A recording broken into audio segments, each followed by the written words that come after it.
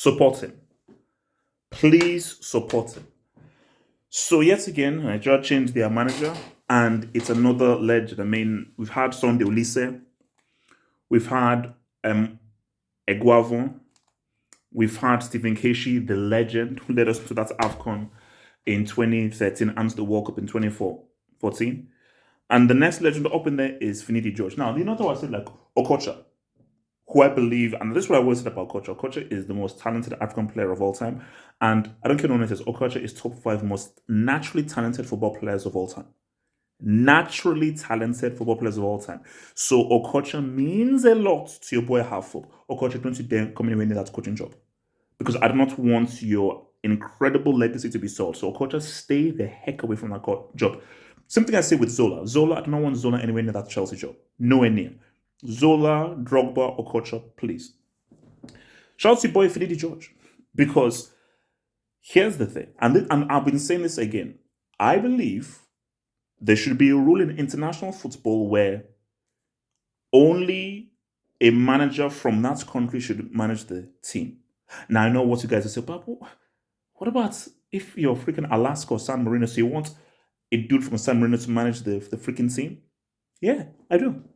Because in international football, you're going up against that country. You're going up against their players, their coach, their manager, their way of life, everything from top to bottom, you're going against that country. And that's how it should freaking be. So for Finidi George, 100%. So he's a Nigerian, he's a legend, and this is the main thing, support him.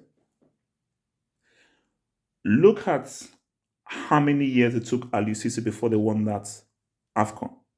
Failure, setback, failure, setback, failure, setback. Eventually, they got there because they learned from the mistakes, but they kept on pushing, kept on pushing, kept on pushing.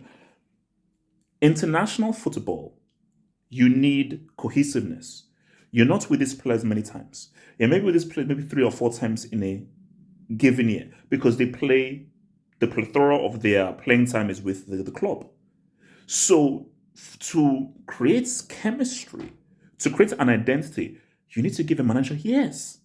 Not just one tournament, you need to give them several tournaments because they need to build a rapport and they need time to really build some cohesiveness, and that's going to take time. It can't just be done in one freaking year. So I'm so happy that they have been able to go for Finidi George, and my main thing is that support him. Support Finidi George. Whether you feel, just support him and don't mess him around.